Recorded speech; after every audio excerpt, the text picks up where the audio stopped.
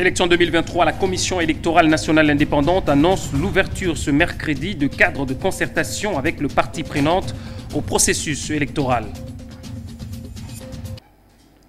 Bienvenue à tous. La Commission électorale nationale indépendante annonce des cadres de concertation avec les parties prenantes, notamment sur le dispositif électronique de vote, autrement appelé machine à voter, de ce 20 septembre 2023. Propos recueillis par Dianinga Mazita.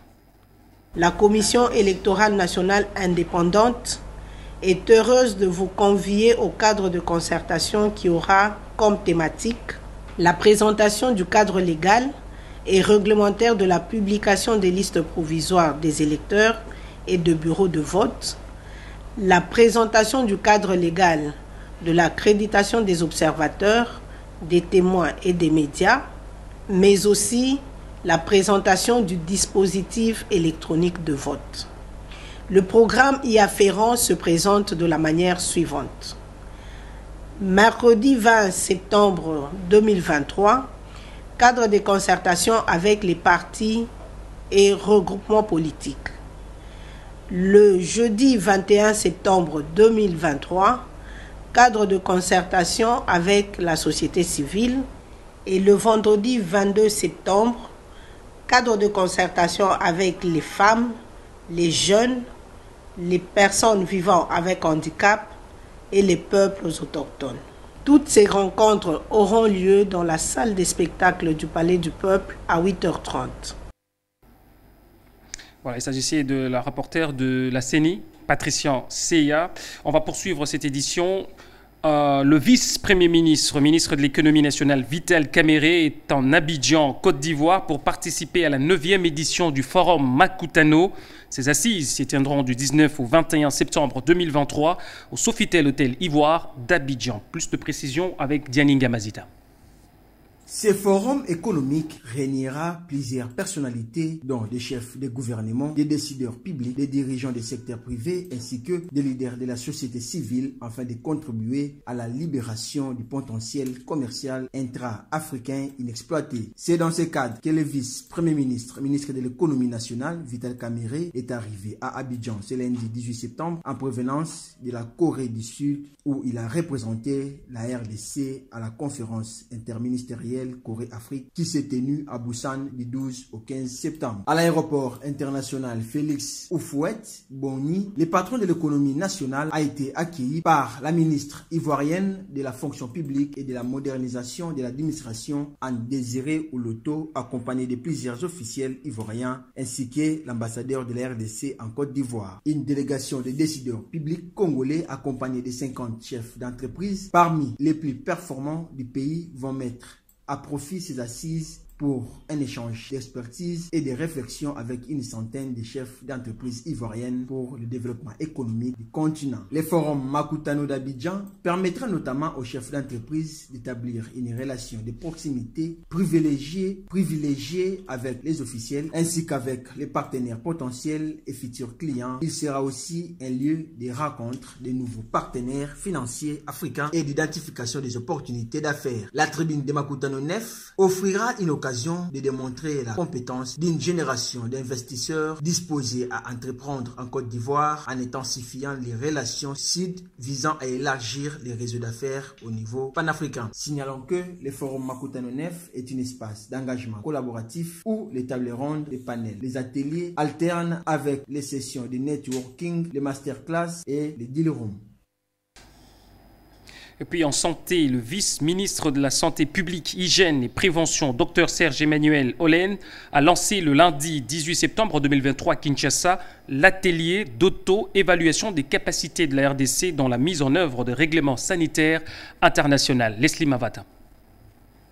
Le vice-ministre de la Santé publique, Hygiène et Prévention, Dr Serge Emmanuel Olen, a lancé ce lundi 18 septembre 2023 à Kinshasa l'atelier d'auto-évaluation de capacité de la République démocratique du Congo dans la mise en œuvre du règlement sanitaire international. Ces assises de 4 jours réunissent les experts du ministère de la Santé, le partenaire technique et financier du secteur pour le renforcement de la capacité de la République démocratique du Congo à faire face aux résurgences d'urgence des épidémies. Elle constitue une activité primordiale dans la préparation à la prochaine évaluation externe conjointe du pays prévue au mois d'octobre prochain. Cet atelier marque la volonté du gouvernement congolais à poursuivre ses efforts dans l'atteinte des objectifs en lien avec la sécurité sanitaire mondiale, étant donné que la République démocratique du Congo est parmi les 196 États parties et membres de l'Organisation mondiale de la santé à participer au processus de révision du règlement sanitaire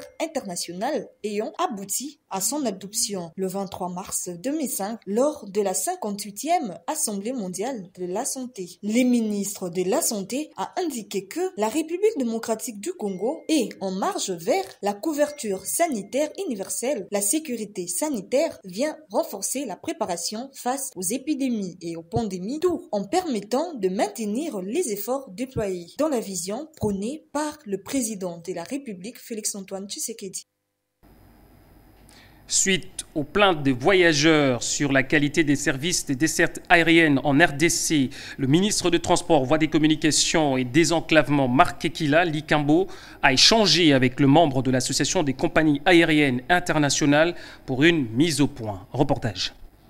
Le ministre des Transports et Voies des Communications, Marc Ekila, a rencontré les membres de l'Association des compagnies aériennes internationales. Ce, à la suite de plaintes des voyageurs sur la qualité de service de dessertes aériennes, le respect des horaires des vols, la restauration, la nécessité de communiquer également en français pendant les vols ou prévenir les clients en cas d'annulation des vols. Marc Ekila a tenu à faire une mise au point avec ses partenaires dans les secteurs de l'aviation en RDC. Au cours de cet échange, franc et harmonieux, Chantal Serrao Zaina, représentante de la South Africa Airlines et présidente de l'Association des exploitants internationaux, revient sur les discussions avec Marc Ekila. Les clients se sont plaints puisqu'il y a des pannes d'avion, mais c'est quelque chose qui arrive. On ne peut pas voyager avec une panne. On doit attendre jusqu'à ce que l'avion soit réparé pour leur sécurité, pour qu'ils puissent voyager en sécurité. La communication, c'est la langue du pays. Mais ça ne nous empêche pas peut-être maintenant d'informer nos sièges pour employer peut-être d'autres crews qui parlent la langue, double langue. Bon, ça, on pourra revoir. Mais en ce qui concerne le repas aussi souvent, nous venons avec les repas dans nos pays respectifs. Ici, il n'y a pas un catering qui peut nous fournir correctement. Quant à la qualité des avions utilisés dans l'espace aérien congolais, ils sont techniquement en bon état, soutiennent les membres de l'association qui assurent prendre en compte les préoccupations des clients et promettent de faire mieux. Il faut corriger les choses pour répondre aux attentes de la population, a insisté le ministre des Transports, suivant les instructions du chef de l'État Félix Tshisekedi qui tient à un service sérieux des compagnies aériennes internationales. Et puis, le secrétaire général de l'Union pour la démocratie et le progrès social, Augustin Kabouya, a pris part dimanche dans les après-midi à un meeting dans la commune de Selembao. Il a convié le candidat députés nationaux et provinciaux de sa formation politique à inonder le bureau des votes de leurs témoins pour surveiller la victoire électorale du président Félix Tshisekedi, mais aussi leur propre victoire à Gianni Yamazita.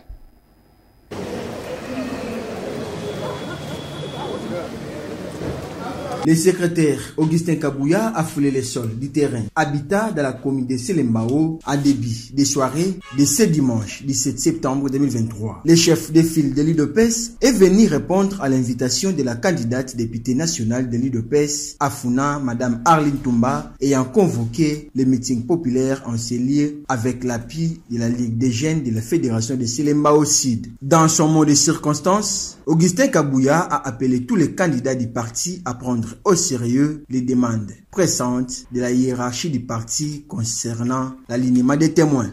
Comme secrétaire général, na kozala derrière ba membre nyonso ya UDPS na ba membre nyonso ba ozana ba mosaïque pour na ko soutenir bango ko présenter bango na base. Campagne nanu e bandité. Ngai na ko sala campagne ya batute. Tozo zela tango seni akoannonce pour le début à campagne. Toza ko encourager bango pour balembate bamona net parti et abandonner bangote. Signalons que l'Union pour la démocratie et le progrès social a aligné plus de 500 candidats aux élections législatives prochaines. Puis autre chose, récompensé dans la catégorie meilleur encadreur de la jeunesse. Alors qu'il était en dehors du pays, le directeur général de la communication plus @Mukuna a reçu son diplôme de mérite Bravo X dans son bureau ce lundi 18 septembre, un prix qui vient couronner un travail de longue haleine. Plus de précisions dans ce reportage. Primé alors qu'il était à l'étranger pour des raisons des services, le directeur général de la communication plus @Mukuna a reçu dans son bureau son diplôme de mérite Bravo X de main du directeur des informations Christian Yamabou et du rédacteur en chef Apollinaire Kassonga. Ces prix récompensent son travail dans l'encadrement de la jeunesse. Très touché, @Mukuna a remercié les organisateurs et dédié ces prix au personnel de C+. Ils ont quand même pensé à nous et je les remercie et nous allons continuer à faire encore plus par rapport à ce que nous avons réalisé ensemble avec mon équipe qui vous êtes. Et nous allons bien faire les choses pour que demain, nous gagnions encore plus. Ensemble avec vous, ensemble avec l'équipe, nous avons mis les pieds sur terre, nous avons travaillé enfin pour y arriver là où nous sommes. Bravo à vous aussi, car c'est brevet, vous rêviez aussi. Vous avez travaillé dur pour que nous y arrivions là. Rappelons que le prix Bravo X récompense les personnalités ayant distingué dans l'un ou l'autre domaine de la vie sociale, politique et économique. Avant de boucler cette édition, prenons cette nouvelle en bref. Le procès Salomo Kalonda D.S. Della, la cour militaire ségeant ce lundi 18 septembre 2023 la prison militaire de Ndolo à Kinshasa a renvoyé au 25 septembre prochain. Ce renvoi est consécutif à la demande du ministère public pour rencontrer les moyens soulevés par les avocats de la défense. Ce proche de Moïse Katumbi est poursuivi pour incitation des militaires à commettre des actes contraires à la loi et à la trahison. Avant de boucler définitivement cette édition, mesdames, messieurs, voici les rappels des titres. La Commission électorale nationale indépendante annonce l'ouverture ce mercredi de cadres de concertation avec les parties prenantes au processus électoral. Mesdames, messieurs, ce journal est complètement terminé. Merci à vous de nous avoir suivis. Restez avec nous. L'actualité reste en continu sur votre canal. À très vite.